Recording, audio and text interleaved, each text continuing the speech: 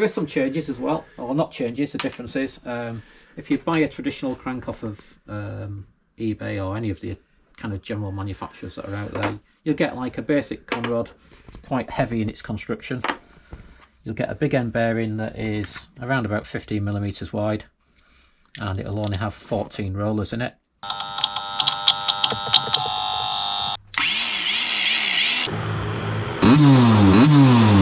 Clearly we have a painting professional.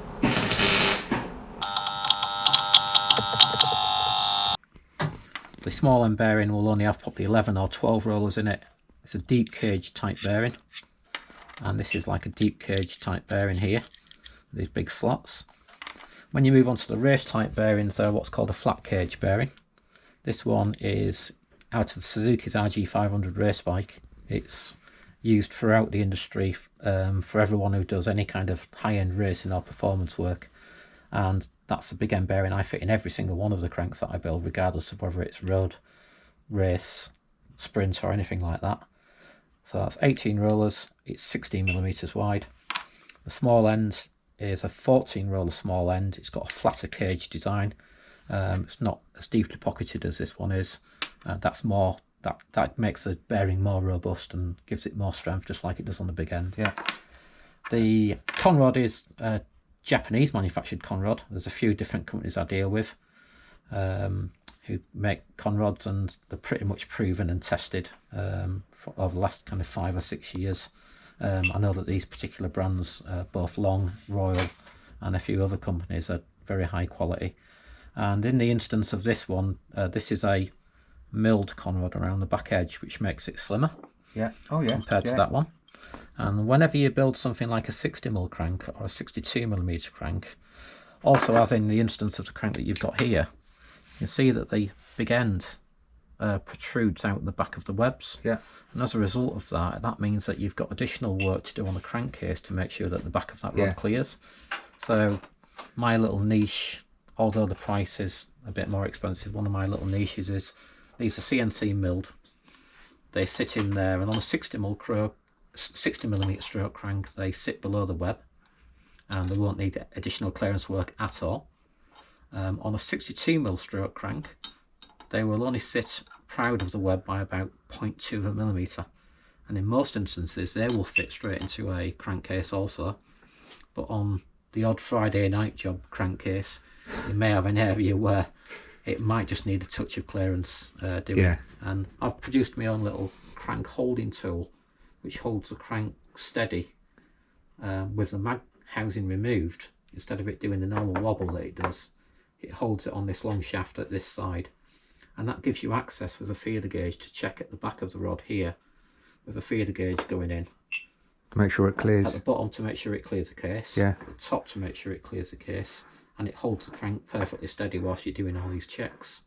In the small end of the conrod, they generally come in two widths, around about 20mm and 22mm. Some of them are 22.4, and you need to select the correct one which suits the width of the piston that you've got below. Yeah.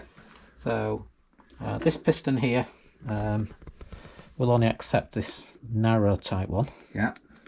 And the bosses on the piston create a stop for the small end bearing. Okay.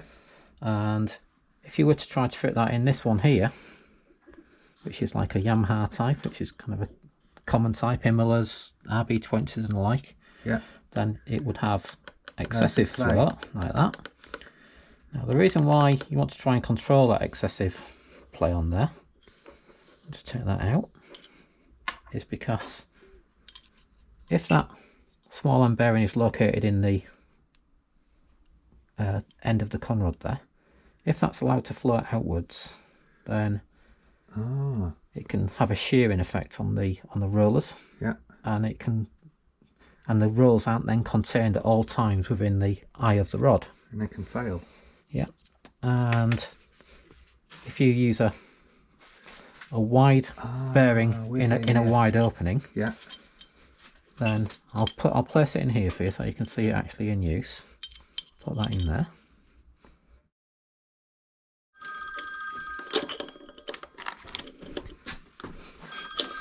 So this is putting it together, and and in place. So this is currently the piston for the wide, with the wide opening, with the wide small end bearing. And you can see that the small end bearing is kept under control. With you. And the bearings are retained within the conrod at all times. Yeah. And if we were to swap that round for if you were to use a narrow small end bearing in this wide opening piston between the bosses, yeah, then this kind of scenario presents itself where you take that out of there, put that in there,